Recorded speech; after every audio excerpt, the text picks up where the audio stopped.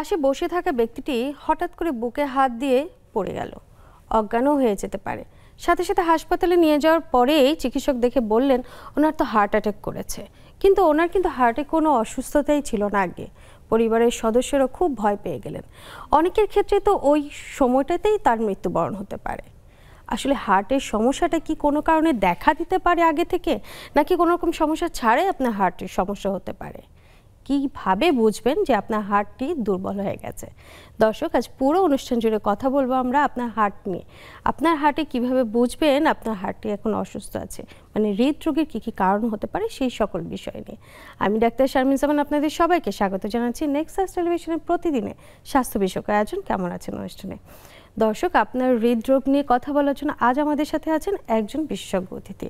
আমাদের সাথে আছেন ডাক্তার ইফতেখার আলম, হৃদরোগ বিশেষজ্ঞ, ইবনে সিনা ডায়াগনস্টিক সেন্টার। আপনাকে স্বাগত জানাচ্ছি আমাদের আজকের আয়োজনে। আপনাকেও ধন্যবাদ। দর্শক, আপনারাও কিন্তু সাথে থাকবেন আমাদের পুরো অনুষ্ঠান জুড়ে। স্ক্রিনে দেখানো যে নাম্বারটি আছে আপনারা কিন্তু প্রশ্ন করতে পারেন, সেই নাম্বারেই প্রশ্ন করতে পারেন আমাদের বিশেষজ্ঞ চিকিৎসককে হার্টে কিভাবে বুঝবেন যে আপনার হার্টে দুর্বল হচ্ছে বা তাতে কোনো সমস্যা হচ্ছে কিনা। আর অনুষ্ঠানটি কিন্তু একই সাথে ফেসবুক লাইভ হচ্ছে, আপনারা চাইলে লাইক, কমেন্ট এবং শেয়ারের মাধ্যমে আমাদের সাথে সরাসরি যুক্ত থাকবেন।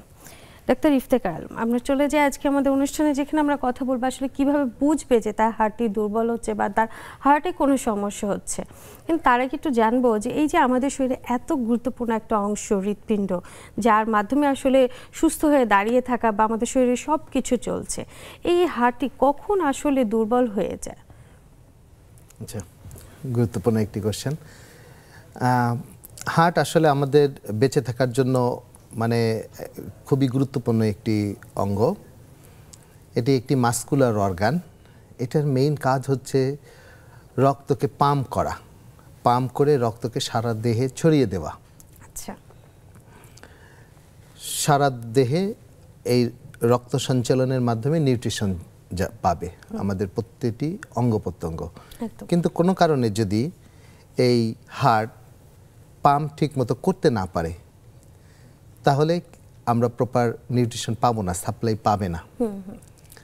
এবং হার্ট যেভাবে আমাদের সমস্ত দেহে অঙ্গ প্রত্যঙ্গে রক্ত প্রবাহিত করছে, আবার হার্টের নিজের যে মাংসপেশিগুলো আছে এরও কিন্তু একটা নিউট্রিশনের প্রয়োজন হয়। আচ্ছা, কোনো কারণে যদি হার্ট তার নিজস্ব নিউট্রিশন না পায়, তাহলে হার্ট দুর্বল হয়ে যাবে, হার্ট ঠিকমতো পাম্প করতে পারবে না। আচ্ছা, তাহলে কি কারণে হার্ট তার নিজস্ব নিউট্রিশন না পেতে পারে? তার অন্যতম প্রধান কারণ হচ্ছে হার্টের যে নিজস্ব রক্ত সঞ্চালনের জন্য কিছু ভেসেল আছে, করোনারি আর্টারি। এই করোনারি আর্টারিগুলো যদি সরু হয়ে যায় বা বন্ধ হয়ে যায়, যেটাকে আমরা ব্লক বলি, তাহলেই কি করবে? হার্ট তার নিজস্ব খাবার পাবে না, দুর্বল হয়ে যাবে, পাম্পিং ক্যাপাসিটি কমে যাবে। চমৎকার একটা কথা বলেছেন যে হার্টের নিজস্ব কিছু নিউট্রিশন প্রয়োজন, যার মাধ্যমে সে সুস্থ থাকতে পারে। এই নিউট্রিশনটা সে ঠিক মতন যদি পায়, তাছাড়া কি আর কি বাইরের কোনো কারণ হতে পারে যে কারণে হার্টটার কোনো সমস্যা হচ্ছে বা হতে পারে? হ্যাঁ, কিছু এই যে কারণগুলো, যে হার্ট যে নিউট্রিশন পাচ্ছে না, তার মধ্যে অন্যতম যে কারণ যে হার্টের রক্তনালীগুলো সরু হয়ে যাওয়া। এই সরুটা হয় হার্টের রক্তনালীতে কোলেস্ট্রল জমা হয়ে এটা ন্যারো হয়ে যায়, বন্ধ হয়ে যায়। তো এই বন্ধ হওয়ার কিছু কারণ আছে যে কেন বন্ধ হয়। এর মধ্যে একটা হচ্ছে যে আমাদের লাইফস্টাইল, সবচেয়ে বড় একটা জিনিস, যেটা হলো লাইফস্টাইল। আমাদেরকে কি করতে হবে? পরিশ্রম করতে হবে। হ্যাঁ, ফিজিক্যাল ইনঅ্যাক্টিভিটি হচ্ছে এর অন্যতম একটা কারণ। আমাদের ফিজিক্যালি অ্যাক্টিভ থাকতে হবে। একদম।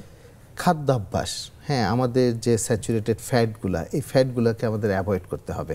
আমাদের হেলদি ফুড খেতে হবে, মোর ফ্রুটস, এমন কিছু খাবার আমাদের অ্যাভয়েড করতে হবে যেগুলোতে আমাদের মানে কোলেস্ট্রল বেশি, যে রেড মিট, হ্যাঁ, মুরগির মাংস ছাড়া অন্যান্য যে মাংস সাধারণত সবগুলোই প্রায় রেড মিট, গরু, খাসি, এগুলো আমাদেরকে অ্যাভয়েড করতে হবে।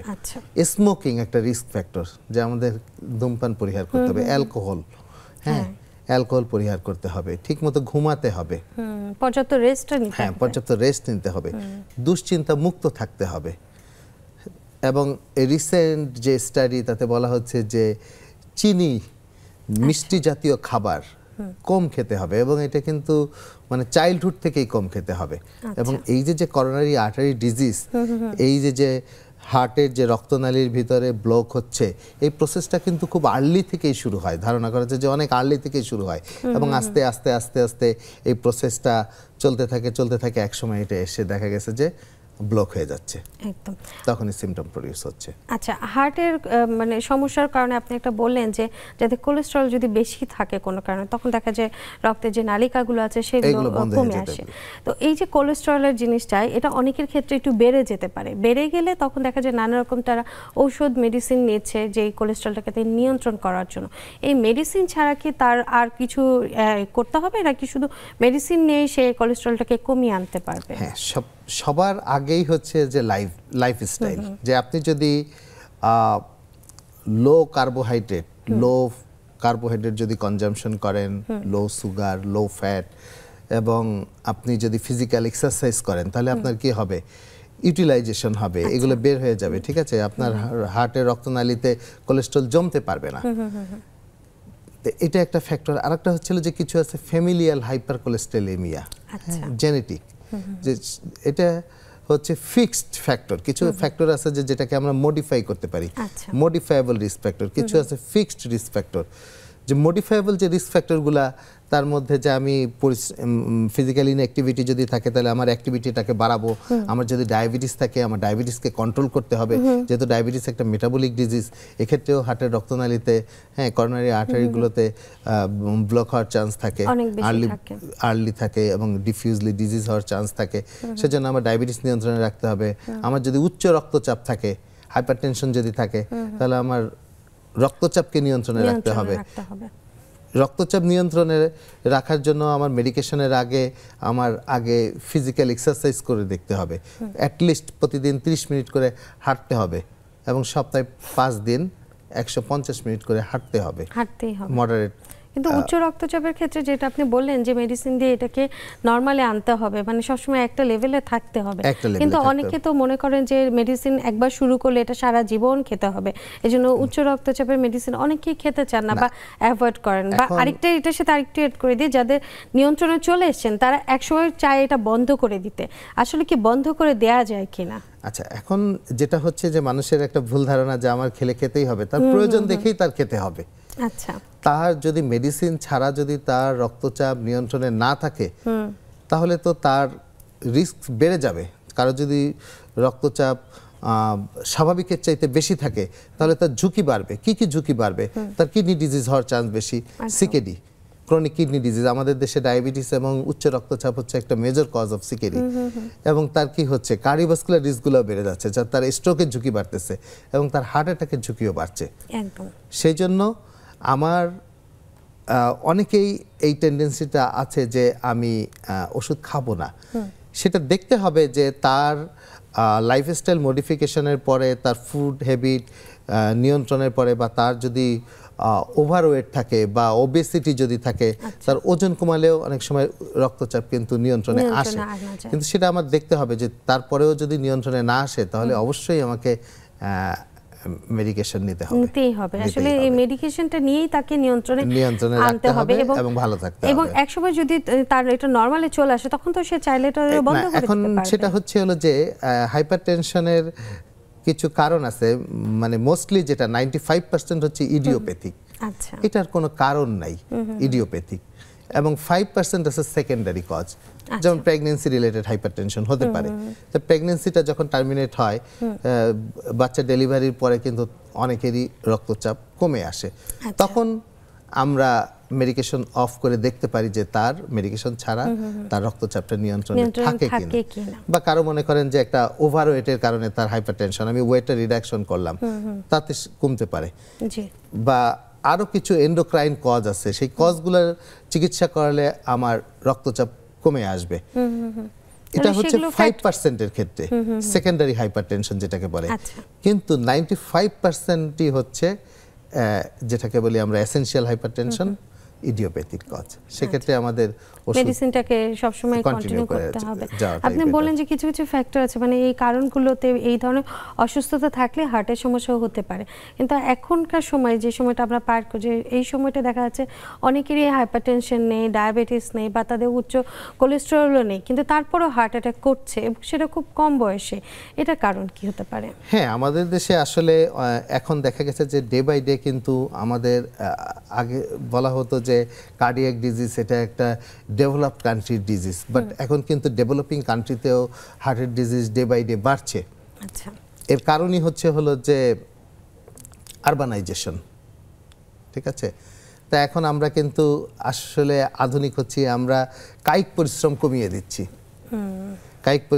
দিচ্ছি, আমরা ঠিকমতো ঘুমাচ্ছি না, আমাদের লাইফে যে রিক্রিয়েশনগুলো এগুলো আমাদের কমে যাচ্ছে।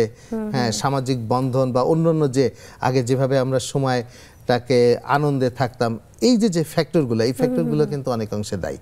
তো হার্ট ডিজিজ যেহেতু মানে ইসকেমিক হার্ট ডিজিজ বা করোনারি আর্টারি ডিজিজ, এটাকে বলা হচ্ছে মাল্টিফ্যাক্টোরিয়াল ডিজিজ। আসলে এটা কিন্তু একটা ফ্যাক্টরের উপর ডিপেন্ড করে না, এটা অনেকগুলো ফ্যাক্টর। যেমন একটা হচ্ছে যে আমাদের এনভায়রনমেন্টাল একটা ফ্যাক্টর, হ্যাঁ, সোশ্যাল ফ্যাক্টর বলতে পারেন, বা জেনেটিক একটা ফ্যাক্টর আছে, এবং কিছু কিছু মানে আরও কিছু নতুন দেখা গেছে যে রিস্ক ফ্যাক্টর কিন্তু আসছে, এখনো ওরকম ভাবে এস্টাবলিশড না, তবে ধারণা করা হচ্ছে যে এইসব কারণে গবেষণা চলছে যে এটা একটা মাল্টিফ্যাক্টোরিয়াল ডিজিজ। একদম। এই হার্টের যে সমস্যাগুলো, তার যে মূল জায়গাটা যে এমআই অ্যাটাক বা কার্ডিয়াক অ্যাটাক হচ্ছে, এটা ইনস্ট্যান্ট মানে যদি কারো হয়, সেই ব্যক্তি আসলে তার চেহারা দেখে বা তার কি কি অ্যাক্টিভিটি দেখে বোঝা যাবে যে তার পাশে, আমার পাশে বসে থাকা মানুষটি তার হার্টের সমস্যা হচ্ছে বা সে হার্ট অ্যাটাক করতে যাচ্ছে। তার হার্ট অ্যাটাকের যে সমস্যাগুলি হচ্ছে যে তার চেস্ট পেইন হবে। সাধারণত হার্ট অ্যাটাকে সেন্ট্রাল চেস্ট পেইন হয়। আচ্ছা, সেন্ট্রাল চেস্ট পেইন হয়, এবং ব্যথাটা কয়েকটা ধরন আছে, যে এটা মনে হবে যে একটা হেভি চাপ দিয়ে রাখছে, প্রেশার লাইক বা ব্যান্ড লাইক, যে কিছু যেমন বেঁধে রাখলে বা একটা ইলাস্টিক দিয়ে যদি আমি বুকটাকে বেঁধে রাখি, যদি মনে হবে যে একটা চাপা ব্যথা বা একটা ভারী ব্যথাও অনুভূত হতে পারে, যে আমার বুকের উপর মনে হচ্ছে যে কিছু একটা ওজন দিয়ে রেখেছে। আচ্ছা, হেভিনেস অফ দ্য চেস্ট, হ্যাঁ, ওজন দিয়ে রেখেছে। এবং অনেক সময় কিন্তু মানে বার্নিং চেস্ট পেইনও হতে পারে, যে জ্বালা পোড়া করছে, পুরো বুকটা জ্বালা পোড়া করছে, বার্নিং চেস্ট পেইন। এবং এই চেস্ট পেইনটা রেডিয়েশন করতে পারে। এটা যে সেন্ট্রাল চেস্ট পেইন, এবং এটা কিন্তু এক জায়গায় থাকবে না, এটা রেডিয়েশন হবে। সাধারণত লেফট আপার আর্মে রেডিয়েশন হতে পারে, লেফট আপার আর্ম এবং ফোর আর্ম পর্যন্ত কিন্তু যেতে পারে, পিছনের দিকে যাবে, এক জায়গায় থাকবে না, ব্যথাটা ছড়াবে, বুকে শুরু হবে এবং ব্যথাটা ছড়িয়ে যাবে, পিছনে যাবে, হ্যাঁ, রেডিয়েট টু দ্য ব্যাক। এবং এটা কি করতে পারে, উপরের দিকে এসে জতে এসে ব্যথাটা অনুভূত হতে পারে, এবং আপ টু ইয়ার পর্যন্ত কিন্তু যেতে পারে। এটা হচ্ছে চেস্ট পেইন। এবং চেস্ট পেইনের সাথে আরো কিছু সিমটম হতে পারে, তার সোয়েটিং হতে পারে, ঘাম হতে পারে, হ্যাঁ, ঘাম হবে, বমি হতে পারে বা বমি বমি ভাব হতে পারে, নশিয়া হতে পারে, এবং কিছু কিছু হার্ট অ্যাটাক আছে যে ডায়রিয়াও হতে পারে। আচ্ছা, যেমন ইনফ্লুয়েমাই, যে ডায়রিয়াও হতে পারে, হ্যাঁ, এর সঙ্গে। তো এই সিমটমগুলি যদি থাকে, রোগী ঘামছে, প্রচন্ড বুকে ব্যথা হচ্ছে, ব্যথাগুলো ছড়িয়ে যাচ্ছে, হাতে আসছে, পিছনে যাচ্ছে, জতে আসছে, হ্যাঁ, তারপরে বমি বমি ভাব, তাহলে কিন্তু পেশেন্টকে অবশ্যই অবশ্যই হসপিটালে যেতে হবে বা ডাক্তারের বা চিকিৎসকের শরণাপন্ন হতে হবে, এবং ইনস্ট্যান্ট। এবং হার্ট অ্যাটাকের রোগী যত আর্লি যাবে তার ঝুঁকি তত কমবে, মৃত্যু ঝুঁকি কমবে, মানে both mortality and morbidity. Early বলতে কতক্ষণ সময় তা আপনি বলতে পারেন? অ্যাজ আর্লি অ্যাজ পসিবল, মানে আমাদের যেটা আমরা মানে যত তাড়াতাড়ি যাওয়া যায়, আমরা বলি গোল্ডেন আওয়ার, মানে 2 ঘন্টার মধ্যে, 2 ঘন্টা মিনিমাম, খুবই ভালো চিকিৎসা যদি শুরু করা যায়। এই যে বললেন যে 2 ঘন্টা মিনিমাম, প্রথম 2 ঘন্টা হচ্ছে গোল্ডেন পিরিয়ড। যদি কেউ একটু হাসপাতাল থেকে দূরে থাকেন বা তার ক্লিনিক থেকে আরেকটু দূরে থাকেন, এই 2 ঘন্টার মধ্যে পাশের যে মানুষটি আছেন তিনি হয়তো বা মেডিকেল পার্সন না, কিন্তু তারপরে তিনি ইনস্ট্যান্ট কি কিছু করতে পারেন যেটা করলে রোগীর জন্য খুব উপকার হবে, সে বিষয়টা জানবো ছোট একটা বিরতি থেকে এসে। দর্শক, সময় গেলে ছোট একটি বিরতি নিয়ে সাথেই থাকুন, ফিরছে কিছুক্ষণের মধ্যে।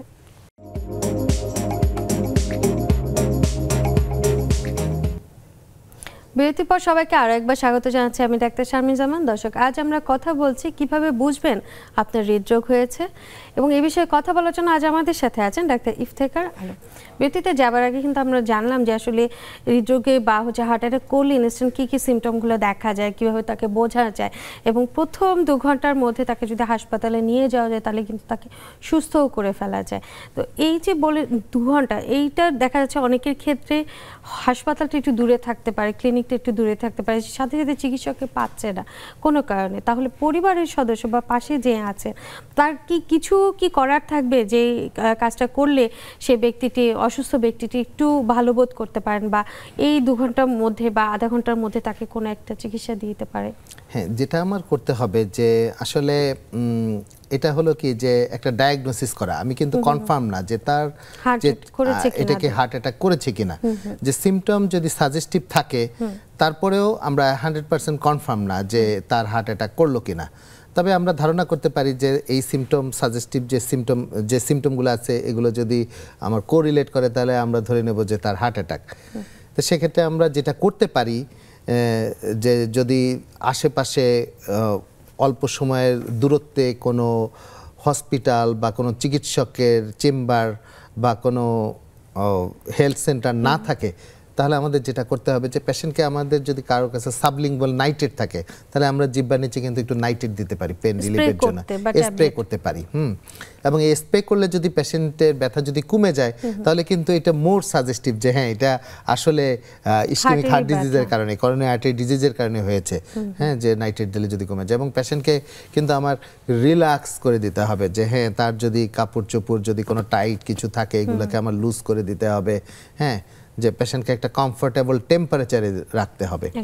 এবং আমরা যদি মোটামুটি কনফার্ম থাকি যে হ্যাঁ যে তার হার্ট অ্যাটাক হয়েছে, তাকে আমরা লিপিড অ্যান্টিপ্লাটিলেট ইকোস্প্রিন, হ্যাঁ ইকোস্প্রিন 4টা ট্যাবলেট আমরা ক্রাশ করে খাইয়ে দিতে পারি। 4টা ট্যাবলেট যদি 75 মিলিগ্রাম হয় মানে 300 মিলিগ্রাম অ্যাসপিরিন। হ্যাঁ, এটা আমরা তাকে মানে যাদের হার্টের সমস্যা থাকে তারা সাধারণত এই ওষুধটার সাথে খুব পরিচিত। হ্যাঁ, পরিচিত।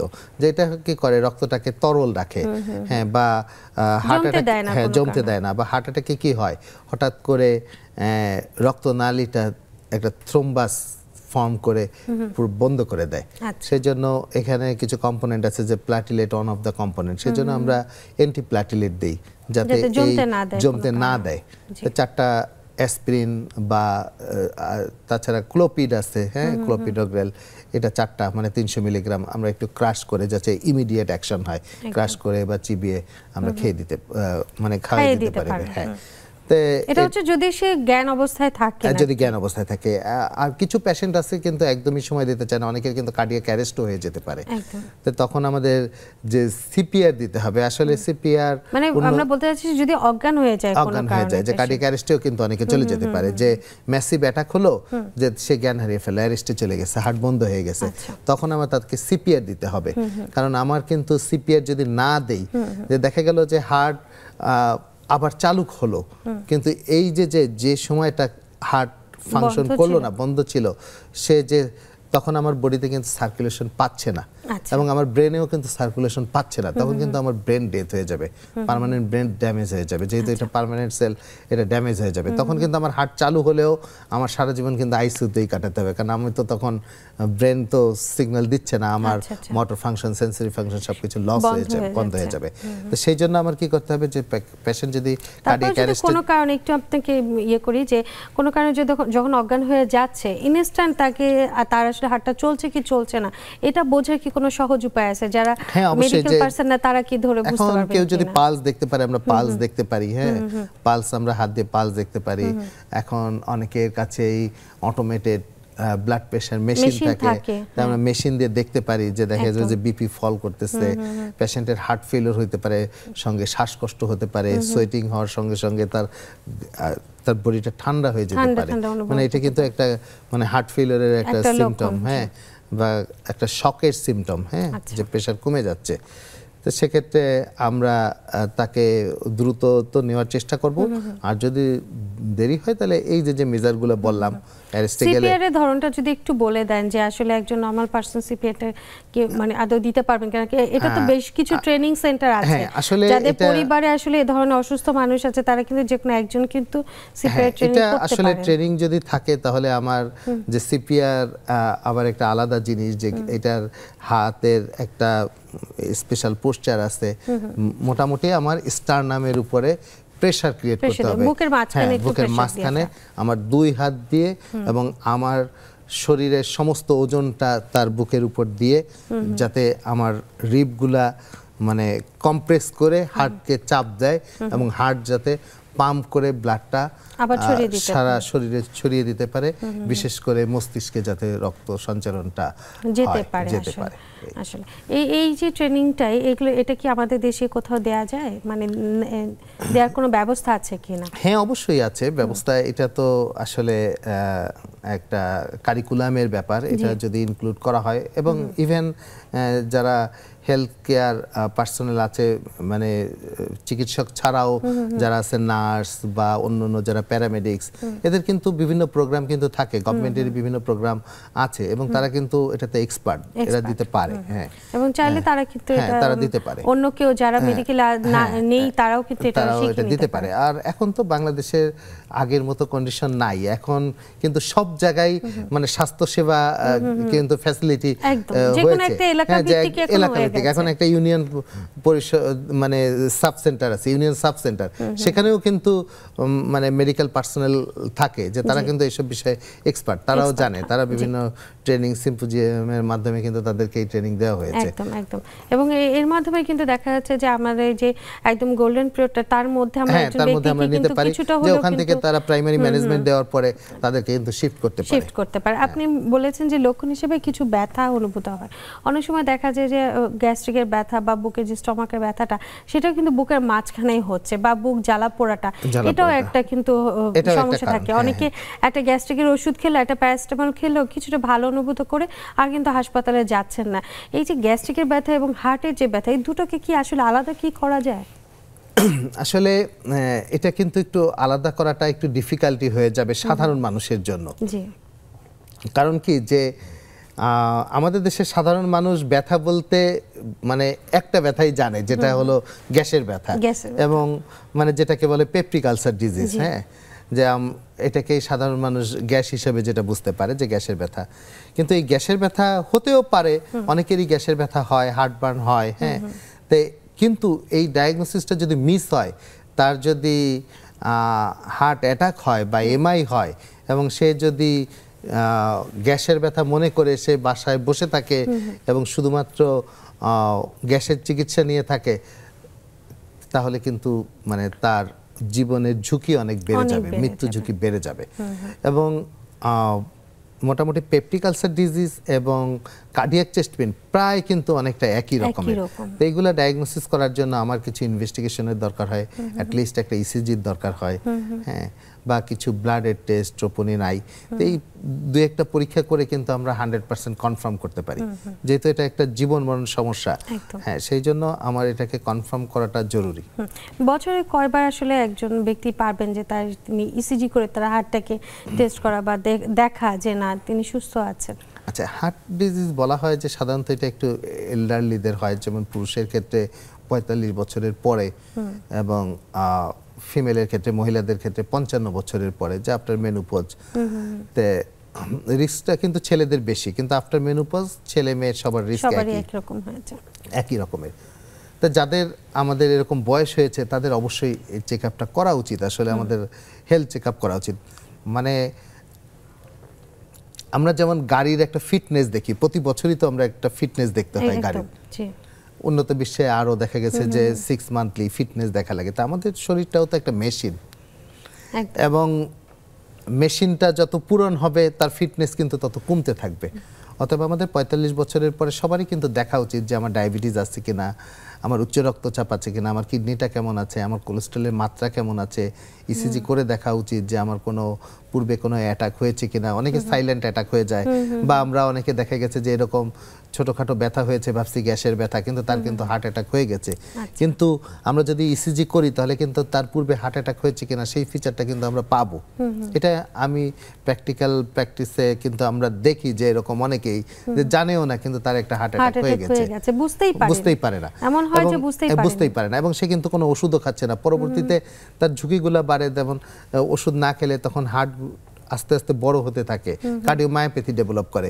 পেশেন্ট কিন্তু তখন প্রচন্ড মানে ব্রেথলেসনেস ভোগে, যে কোনো পরিশ্রমের কাজ করতে পারে না, হাঁটতে পারে না, হার্টের ফাংশন কমে যায়, সিভিয়ারলি ফাংশন কমে যায়।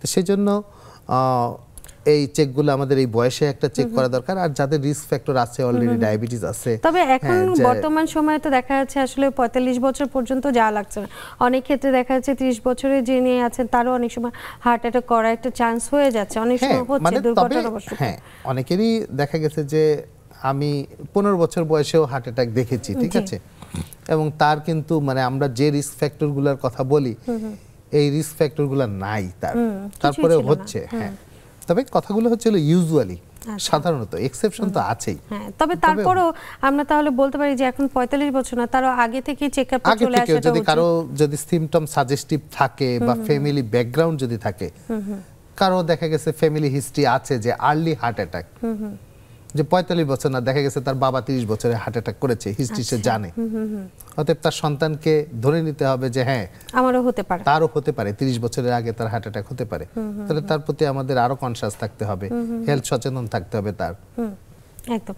আচ্ছা, আপনি বললেন যে সাইলেন্টলি অনেক সময় হার্ট অ্যাটাক হতে পারে, এই ক্ষেত্রে তো বোঝা যাচ্ছে না, যদি কারণে সে বুঝতে পারলো বা হঠাৎ করে চেক করে দেখলো তার সাইলেন্টলি হার্ট অ্যাটাক একবার হয়ে গেছেন, কিন্তু তারপরেও তিনি নর্মাল চলাফেরা যেটা করা বা কাজকর্ম করা সব কিছু করছেন, সেই ক্ষেত্রে আসলে চিকিৎসা ব্যবস্থাপনা কি হবে? শুধু কি ওষুধ খাবে নাকি তার সাথে আরো কিছু চিকিৎসা নিতে হবে? যেটা হলো কি যে সাইলেন্ট এমআই সাধারণত দুইটা ক্যাটাগরিতে বেশি হয়, যে একটা হলো যে খুব ওল্ডার এজ, হ্যাঁ, যারা ওল্ডার তাদের বুকে ব্যথা অনুভব করতে পারে না, তাদের বা তীব্র ব্যথা, হার্ট অ্যাটাক করলে একটা ইয়াং পার্সনের যে হার্ট অ্যাটাক করলে যে তীব্র ব্যথাটা হবে তার কিন্তু এরকম তীব্র ব্যথাটা হবে না, সামান্য ব্যথা হবে বা ব্যথা নাও হতে পারে, বা যা ডায়াবেটিস যে রোগী যারা তাদের নিউরোপ্যাথি থাকে, ব্যথাটা অনুভব করতে পারে না, এটা হলো সাইলেন্ট অ্যাটাক। আর কিছু মানুষ আছে এটা হলো অবহেলা। হ্যাঁ, আমাদের কিন্তু সহ্য ক্ষমতাটা বেশি, অবহেলাটা বেশি করি, বা দেখা গেল একটা ব্যথা উঠছে, অনেকে কিন্তু এটাকে একটা আমলে নেয় না, যে আচ্ছা ঠিক আছে এরকম ব্যথা তো হতে পারে, বা দেখা গেছে যে ঘুমানোর কারণে হতে পারে, এই যে মানে মিসকনসেপশন, তারা একটা কিছু থিঙ্ক করে, অবহেলা। এবং আমাদের হলো ব্যথা সহ্য করার ক্ষমতাটাও কিন্তু বেশি। আর তাছাড়াও একটা সুবিধা হচ্ছে যখন তখন আমরা ব্যথার ওষুধ পাচ্ছি, যে কোনো ব্যথার জন্য একটা ব্যথার ওষুধ খাচ্ছি, বা দেখে তো এই অবহেলার কারণে দেখা গেছে যে তার একটা অ্যাটাক হয়ে গেছে, সে জানেও না বা সে বুঝতেও পারে নাই। তো এরকম কেস স্টাডি করলে এরকম কেস পাওয়া যায়। সেক্ষেত্রে কি মেডিসিন খেতে হবে তাকে? হ্যাঁ, অবশ্যই। যখন থেকে আমি তার রোগ আমার আইডেন্টিফাই হলো, ডায়াগনোসিস হলো যে তার করোনারি আর্টারি ডিজিজ বা তার পূর্বে হার্ট অ্যাটাক ছিল, অবশ্যই ওষুধ শুরু করতে হবে। হ্যাঁ, যখন থেকে আপনি শুরু করবেন আপনি তখন থেকেই উপকার পাবেন। আর এর আগে যে ক্ষতি হয়ে গেছে সেটা তো হলোই। হার্টের ফাংশন, হার্ট পার্মানেন্ট মাসেল, একবার যদি এটার ফাংশন কমে যায় এই ফাংশনকে কিন্তু খুব বেশি বাড়ানো যায় না। কারণ হার্ট অ্যাটাকে কি হয়, হার্টের যে মাংসপেশিগুলো এগুলো কি হয়, নেক্রোসিস হয়ে যায়, মরে যায়, নষ্ট হয়ে যায়। হ্যাঁ, এটার ফাংশন থাকে না, এটা কন্ট্যাক্টিলিটি থাকে না, সেটাকে তার আমি ফিরিয়ে আনতে পারবো না। কিন্তু অন্যান্য যে তার আশেপাশে যে আরো যে জায়গাগুলো আছে ওগুলোও আস্তে আস্তে ক্ষতিগ্রস্ত হতে পারে, সেগুলো যাতে না হয় সেটার জন্য আমরা ইমিডিয়েট ট্রিটমেন্ট শুরু করব। ট্রিটমেন্ট তো নিবেই, তার সাথে আসলে কিভাবে নিজের হার্টটাকে সুস্থ রাখা যায় সেই বিষয়টা জানবো, কিন্তু একটা বিরতি থেকে এসে। দর্শক, সময় হয়ে গেল ছোট্ট একটু বিরতি নিয়ে, সাথেই থাকুন, ফিরছে কিছুক্ষণের মধ্যে।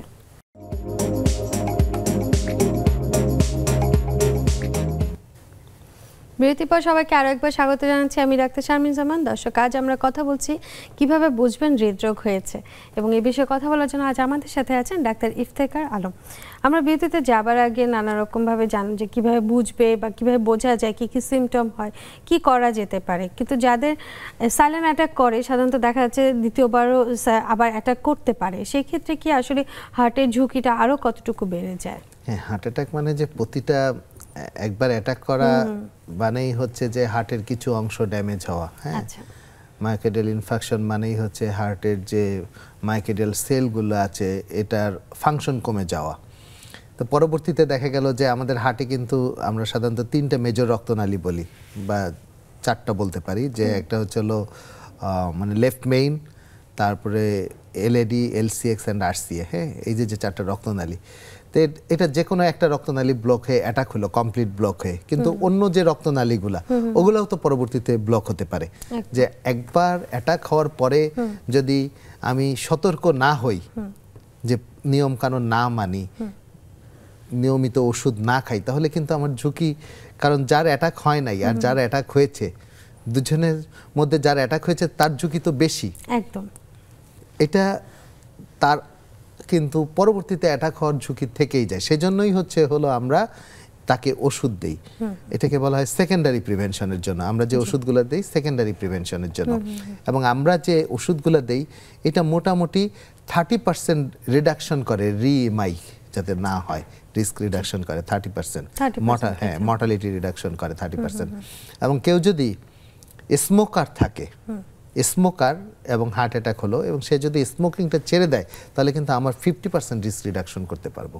আচ্ছা, 30 + 50 মোটামুটি 80% কিন্তু হয়ে গেল। জি, একদম। এই হার্টের যে ব্লকের কথা বলছেন, যে কোনো একটা হার্টে যদি ব্লক হয়ে যায় বাকিগুলো ঠিক আছে, কিন্তু এই যে ব্লক হয়ে যাচ্ছে বা যেটা শুকিয়ে যাচ্ছে, এর কি কোনো চিকিৎসা দেওয়া সম্ভব? হ্যাঁ, এটা তো অবশ্যই। যে আমার এই জন্যই তো আমরা বলি যে হার্ট অ্যাটাক হওয়া মানে এটার প্যাথোলজি হচ্ছে যে আমার প্রথমে রক্তনালীগুলো ব্লক হয়ে গেল, কমপ্লিট ব্লক হয়ে গেল। এবং এই কমপ্লিট ব্লক হওয়া মানে হার্টের রক্তনালীর প্যাটেন্সি থাকছে না, তাই না, বন্ধ হয়ে গেছে কমপ্লিটলি। সেখান থেকে আমার রক্ত চলাচল করছে না, এবং সেই রক্তনালী দিয়ে হার্টের যে অংশ সাপ্লাই পেত, নিউট্রিশন পেত, সেই অংশ নিউট্রিশন পাচ্ছে না বা সার্কুলেশন পাচ্ছে না, যার ফলে ওই অংশটা ড্যামেজ হচ্ছে।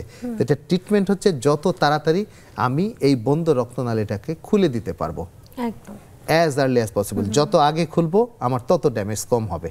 সাধারণত ড্যামেজটা শুরু হয় হার্টের ইনার লেয়ার থেকে, সাব এন্ডোকার্ডিয়াম থেকে, এবং এটা আস্তে আস্তে আস্তে আস্তে বাইরের দিকে পুরো এরিয়াটা ড্যামেজ হয়ে যায়। তাহলে আমার যদি খুব আর্লি ট্রিটমেন্ট শুরু করতে পারি, তাহলে দেখা গেছে খুবই অল্প অংশ ড্যামেজ হবে। বা ড্যামেজ হওয়ার আগেও যদি আমরা শুরু করি, আধা ঘন্টার মধ্যে শুরু করলে তার দেখা যাবে যে হার্ট অ্যাটাকের কোনো মানে কোনো চিহ্নই হয়তো না থাকবে না। এই ব্লক রিডাকশনের জন্য সাধারণত দেখা যায় যে আপনার রিং পরানোর কথা বলেন চিকিৎসকরা, আসলে কি এটা কোনো ব্যবস্থাপনা কিনা? আচ্ছা, হ্যাঁ। এখন এই যে চিকিৎসা, আমি যে এই যে রোগী হার্ট অ্যাটাক হলো, তার কমপ্লিট অক্লুশন হলো, এটার যে চিকিৎসার যে পদ্ধতি, যে আমার মেইন টার্গেট হচ্ছে তার রক্তনালীকে খুলে দিতে হবে, প্যাটেন্সি ঠিক করে দিতে হবে। এটা আমরা দুইভাবে করতে পারি। একটা হলো ফার্মাকোলজিক্যালি করতে পারি, যে মেডিসিন দিয়ে, যে আমাদের থ্রোম্বোলাইটিক্স, হ্যাঁ, থ্রোম্বোলাইটিক্স দিয়ে, যেটা এখন আমরা সাধারণত আমাদের দেশে স্ট্রেপ্টোকাইনেস বেশি ব্যবহৃত হয়। তাই এখন আরও নিউয়ার যে ড্রাগগুলা, টেনিকটিপ্লেস, রেটিপ্লেস, এলটিপ্লেস, এগুলো এসেছে। হ্যাঁ, তো এগুলো দিয়ে আমরা এই রক্তনালীগুলোকে খুলতে পারি। তবে এটা কিন্তু মানে 100% যে সবার ক্ষেত্রেই কাজ করবে তা কিন্তু না। আমরা যে থ্রোম্বোলাইটিক্স দেই, যে এটা দেখা গেছে যে এক একটা মেডিকেশনে কোনোটায় 70%, কোনোটায় 80% বা 90%, কিন্তু আমরা যদি তাকে রিং লাগিয়ে দেই, সঙ্গে সঙ্গে যদি রিং লাগিয়ে দেই, তাহলে কিন্তু আমি ভিজুয়ালাইজড, আমি দেখলাম যে তার রক্ত প্রবাহ এস্টাবলিশড হয়েছে, তার প্যাটেন্সি এস্টাবলিশড হয়েছে। এইটা হলো এখন বলা হয় যে মোর অ্যাকুরেট ট্রিটমেন্ট, এবং এটাতে মর্টালিটি রেট অনেক কমে যায়, মর্টালিটি এবং মরবিডিটি রেট কমে যায়। এটাকে বলা হয় প্রাইমারি পিসিআই, মানে হার্ট অ্যাটাকের সঙ্গে সঙ্গেই তার রক্তনালীতে রিং পরিয়ে দেওয়া। তবে এই প্রাইমারি পিসিআই এর জন্য কিন্তু আমার প্রাইমারি পিসিআই ফ্যাসিলিটেড সেন্টার দরকার, যেই সেন্টারের সংখ্যা বাংলাদেশে কম। তো বাংলাদেশ মানে তো শুধু ঢাকা না বা চিটাগং না, এখন অনেক বিভাগীয় শহরেও প্রাইমারি পিসিআই হচ্ছে, কিন্তু এই সুযোগটা তো সবাই পাচ্ছে না। যদি না পায় এবং পেশেন্টকে যদি তার অ্যাটাকের পরে প্রাইমারি পিসিআই সেন্টারে যদি সে 2 ঘন্টার মধ্যে পৌঁছাতে পারে, তাহলে আমার উদ্দেশ্য থাকবে তাকে প্রাইমারি পিসিআই করা।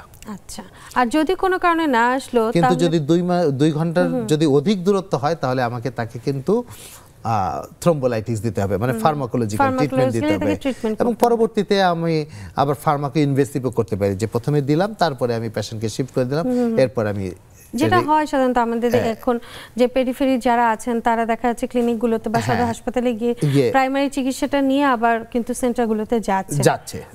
সেক্ষেত্রে তো চিকিৎসা নিলে তিনি আর একটু সুস্থ থাকতে পারছেন।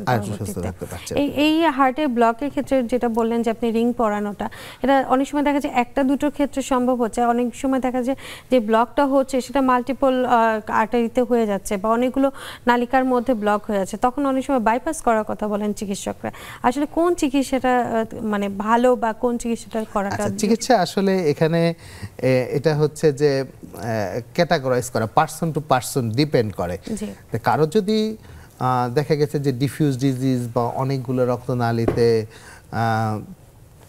তার ব্লক আছে, বা অনেক সময় দেখা গেছে যে স্টেন্টেবল না, হ্যাঁ, অনেক সময় দেখা গেছে যে অনেক দিন ধরে তার রক্তনালী বন্ধ আছে, একে বলে আমরা ক্রনিক টোটাল অক্লুশন বলি, যে 3 মাসের বেশি সময় ধরে তার রক্তনালী বন্ধ আছে এবং এটা কমপ্লিট বন্ধ আছে, তখন এই রক্তনালীর এই যে ব্লকটা এতই হার্ড থাকে যে এটা কিন্তু আমার ওপেন করা যায় না, এটাকে আমরা একটা ওয়্যার দিয়ে ওপেন করি আগে, ওই জায়গাটা ওর ভিতর দিয়ে আমরা একটা রেল তৈরি করি, হ্যাঁ, তার উপর দিয়ে আমরা স্টেন্টটা নেই, তো এটা সম্ভব হচ্ছে না। সম্ভব না হলে তখন কিন্তু আমার বাইপাসে যেতে হবে। আচ্ছা, এটা মানে আসলে নির্ভর করবে যে রোগীর উপর। হ্যাঁ, রোগীর উপরে আসলে স্টেন্ট যে একটাই পরাতে হবে, স্টেন্ট 5টাও পরানো যাবে, 4টাও পরানো যাবে, এটা কোনো ফ্যাক্ট না, এটা নির্ভর করে। আসলে কেউই চায় না অসুস্থ হতে, সবাই চায় তার নিজে সুস্থ থাকতে, তার শরীরের সব অর্গানগুলোকে সুস্থ রাখতে। হার্টের জন্য আসলে আর কি কি করতে পারে যে কারণে তার হার্টটা পরবর্তীতে সমস্যা না করলো বা না সমস্যা হলো? আচ্ছা, হার্টের আসলে আমাদের এটা আসলেই একটা ভাইটাল অর্গান, এটাকে আমাদের অবশ্যই সুস্থ রাখতে হবে, মানে রাখতেই হবে। যে যেমন এখন কিন্তু এবারে যে বিশ্ব হার্ট দিবস, তাতে কিন্তু বলা হয়েছিল যে অ্যাকশন, মানে এখন আর কোনো সেমিনার না, সিম্পোজিয়াম না, কিছু না, মানে মানুষকে সতর্ক করে না, যে আমার অ্যাকশনে যাইতে হবে, যে আজকে থেকেই আমার লেগে পড়তে হবে, যে আমার হার্টকে সুস্থ রাখতে হবে এবং আমার হার্টকে ভালো রাখতেই হবে, যে অ্যাকশনে চলে যেতে হবে। তো সেটা হলো যে আমাদের যেটা করতে হবে যে হ্যাঁ, আমাদের প্রতিদিন পরিশ্রম করতে হবে, মানে ফিজিক্যাল অ্যাক্টিভিটিটাকে আমাদের বাড়াতে হবে, ফুড হ্যাবিটটাকে চেঞ্জ করতে হবে, খাদ্যাভ্যাসটাকে চেঞ্জ করতে হবে, আমাদের ফিশ বেশি খেতে হবে, সামুদ্রিক ফিশে কিন্তু ওমেগা 3 ফ্যাটি অ্যাসিড আছে, যেটা আমাদের কোলেস্টেরলের মাত্রাকে নিয়ন্ত্রণে রাখে, তাহলে মাছ খেতে হবে বেশি, ফ্রুটস বেশি খেতে হবে, হ্যাঁ, বিভিন্ন মৌসুমি ফল খেতে হবে, পরিমিত ঘুমাতে হবে, দুশ্চিন্তা দূর করতে হবে, অবশ্যই স্মোকিং অ্যাভয়েড করতে হবে, বিভিন্ন প্রোগ্রাম করতে হবে, যে অ্যান্টি স্মোকিং যে ক্যাম্পেইনগুলো আছে এগুলো করতে হবে, যে কিভাবে মানুষের ভিতরে সচেতনতা বাড়ানো যায়, অ্যালকোহল অ্যাভয়েড করতে হবে, এবং আমার যদি কোনো রিস্ক ফ্যাক্টর থাকে সেই রিস্ক ফ্যাক্টরগুলোকে আমার চিকিৎসা করাতে হবে, নিয়ন্ত্রণে রাখতে হবে, হ্যাঁ, এই জিনিসগুলো করতে হবে। আমার যদি ডায়াবেটিস থাকে সেটাকে নিয়ন্ত্রণে রাখতে হবে, আমার উচ্চ রক্তচাপ থাকলে সেটাকে নিয়ন্ত্রণে রাখতে হবে। এই জিনিসগুলো যদি আমরা করতে পারি তাহলে আমরা হার্টকে সুস্থ রাখতে পারবো, মানে prevention is better than cure. আমার প্রিভেনশনের দিকে আমার ফোকাস রাখতে হবে বেশি। হার্টকে ভালো রাখার জন্য রেড মিটটা অ্যাভয়েড করতে বলেন সবসময় চিকিৎসকরা। রেড মিট মানে হচ্ছে গরুর মাংস, খাসির মাংস, যেটা সাধারণত অনেকেরই খুব পছন্দের হয়ে থাকে। আসলে এটা কি এমনই যে রেড মিটটা বাদ দিলে তার হার্টটা সুস্থ থাকবে, নাকি খেয়েও এটাকে সুস্থ রাখা যেতে পারে? না, রেড মিটটা আসলে অ্যাভয়েড করতে বলা হয়, যে মুরগির মাংস ভালো, যে এটাতে বলা হয় যে এটা কোনো কার্ডিয়াক ঝুঁকি নাই। তা আমরা মাংস যদি খেতেই হয় ঠিক আছে, যে হ্যাঁ, যে রেগুলার না, আমরা যদি রেড মিট খেতেই চাই যে একদমই যে খাওয়া যাবে না, যে হারাম, সেটা কিন্তু না, যে আমাদের হ্যাঁ, যে কম খেতে হবে, বা আমাদের চর্বিগুলোকে ফেলে দিতে হবে, বা কেউ যদি একান্তই খেতে চায় যে আমরা রান্নার পরে চর্বিটা ফেলে দিতে পারি, হ্যাঁ, তারপরেও চর্বি থাকে, যে মানে এরকম যে অ্যাবসোলিউট কন্ট্রাইন্ডিকেশন তা না, কম খেলে ভালো, আর মুরগির মাংসে কোনো নিষেধ নাই, যত ইচ্ছা কারণ এটাতে এই যে ব্যাড কোলেস্টেরলটা তো খুবই কম থাকছে নাই। আর কেউ যদি আরো বলতে চায় যে মুরগির মাংস মানে আমি মুরগির যেটাকে বলে লেগ পিস রান যেটাকে বলা হয় মুরগির, ওইটাকে যদি অ্যাভয়েড করে তাহলে আরো মানে ওটাও কেউ মোটামুটি রেড মিটের মধ্যে ফেলা হয়। তাহলে আমার মুরগির ওই রানটা বাদ দিলে আমার অন্য অংশগুলো আরো সেফ।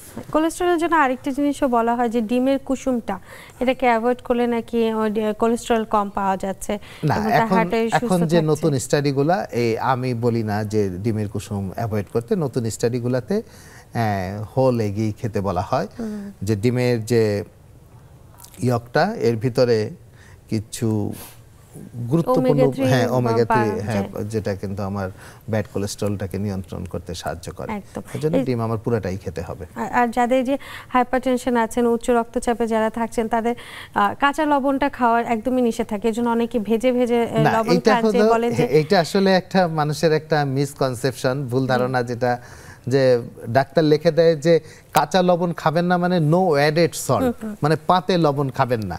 তো ওরা এই কাঁচাটাকেই বুঝে যে তাহলে মনে হয় ভেজে খেতে হবে। লবণকে আপনি ভাজলেও আলটিমেটলি সেটা লবণকে আপনি 3 দিন জাল দিবেন পানিতে গুলিয়ে, সেটা ওই দেখবেন যে আলটিমেটলি এন্ড প্রোডাক্ট লবণই পাবেন। তো সেই জন্য আমরা বলি যে লবণ আমাদের শরীরের জন্য গুরুত্বপূর্ণ, তবে অধিক লবণ সেটা কি করে আমাদের শরীরে লবণের সাথে পানি এটা অ্যাড হয়, হ্যাঁ, অ্যাবজর্ব করে, উচ্চ রক্তচাপের ঝুঁকি থাকে, অন্যান্য ঝুঁকি থাকে। সেই জন্য যে অ্যাডেড সল্ট খাবো না, কাঁচা লবণ বলতে যে আমরা পাতে লবণ খাবো, পাতে লবণটা খাবো না, সেটা পর্যাপ্ত পরিমাণে আমরা নট অনলি পাতে লবণ খাবো না সেটা না, যে লবণযুক্ত যে সল্টি ফুডগুলো আছে সেগুলো আমরা অ্যাভয়েড করব। যেমন চিপস, আচারে তো অনেক লবণ দেওয়া হয়, আমরা তো সেটা বুঝতে পারি না। একদম, এগুলো আমাদের অ্যাভয়েড করতে হবে। এটার সাথে আরেকটা জিনিস তাহলে আপনাকে জিজ্ঞেস করি, যারা যে ডায়াবেটিক রোগে আক্রান্ত তারা সল্টেড বিস্কুট খাচ্ছেন অনেক দিন ধরে, দেখা যাচ্ছে যে মিষ্টি বিস্কিটটা খাচ্ছেন না, সল্টেড বিস্কিট, এটা কি কোনো কারণ ক্ষতিকর কিনা? মিষ্টি ছাড়া বিস্কুট খেতে পারে, কিন্তু কোথাও কিন্তু বলা হয় না যে সল্টেড খাবেন। তো সল্টেড না খাওয়াই ভালো, সেক্ষেত্রে অনেকটা কারণ এটাতে তো লবণ বেশি যাচ্ছে। তো একদম। ডাক্তার ইফতেখার আলম, আপনাকে অসংখ্য ধন্যবাদ। আপনার এত ব্যস্ততম সময়ের মধ্যে আজকে আমাদের সময় দিয়েছেন। একদম শেষ মুহূর্তে যদি দর্শকদের উদ্দেশ্যে কিছু বলতে চান। হ্যাঁ, যে এটা হলো বলতে চাই যে আমাদের আসলে এই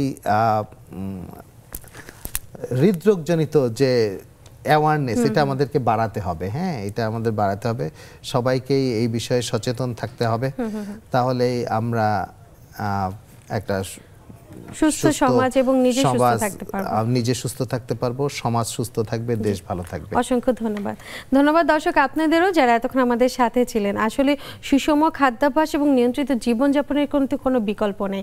হাঁটতে বলা হয় প্রতিদিন, বা একটু পরিশ্রম করতে বলা হয়, যে কারণে আপনি কিন্তু সুস্থ থাকতে পারেন আপনার শরীরের সব অঙ্গ প্রত্যঙ্গ নিয়ে। এই হাঁটার জন্য কিন্তু আমরা যে জায়গাটা পাচ্ছি না, সেই জায়গাটা কিন্তু আমরা ঘরের ভেতর বা আমাদের ছাদটাকে ব্যবহার করতে পারি। একটু হাঁটলে দেখবেন একটু পরিশ্রম তো হয়ে যাবে, তার সাথে সুস্থও থাকতে পারবেন।